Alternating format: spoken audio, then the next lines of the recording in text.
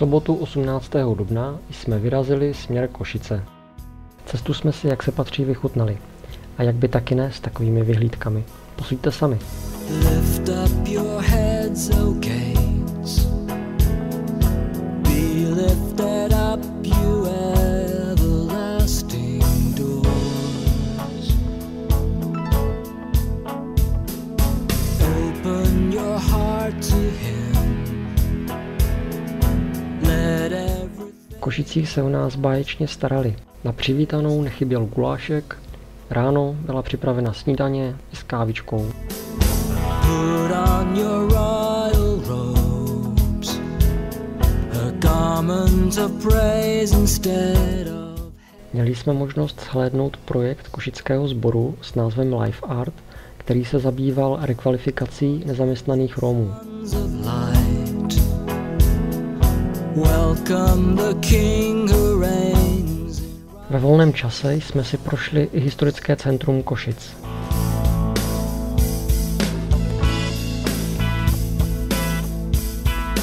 Who is this king with fire in his eyes? Každé ráno jsme si udělali čas na stišení a modlitby. Pak nás čekala dlouhá a únavná cesta po místních sborech v okolí. Pro věřící v místních sborech jsme měli připravený program na celé shromáždění, včetně chval, kázání i svědectví. Lift up your heads, O gates. Open the ancient doors and let the King of glory in.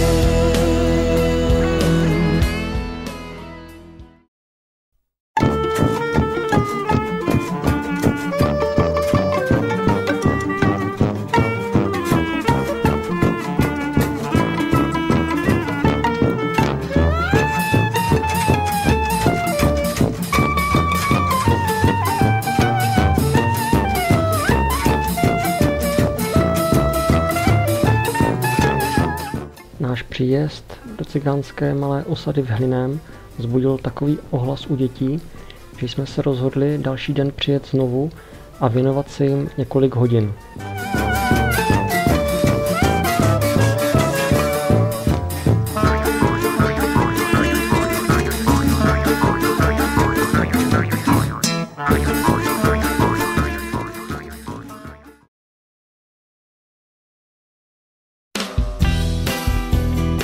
Ve středu 22. dubna jsme opustili Košice a vydali jsme se na jih směrem do Rumunska.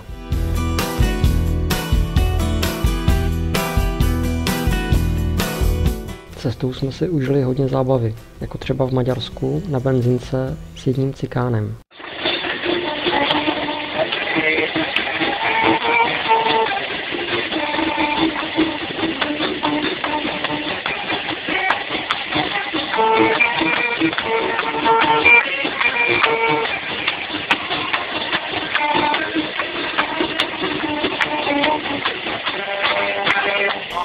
I want to say I love you. You hold the key to my heart.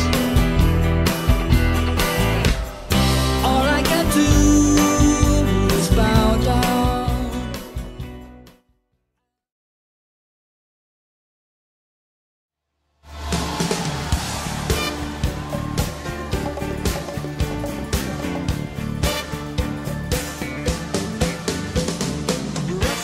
V rumunské Bodonoši jsme šli do kopců navštívit věřící rodiny.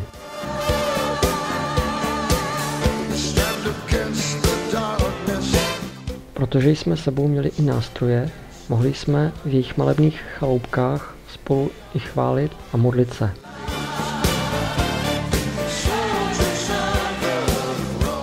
Občas jsme našli něco, co nám připomnělo naši dalekou domovinu.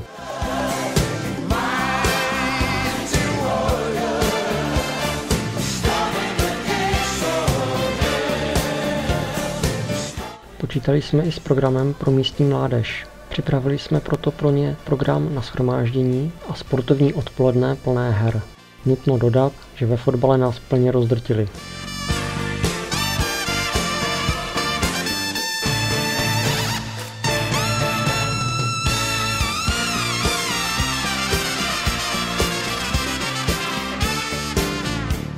Místní nedělní shromáždění bylo pro nás půvabným zpestřením.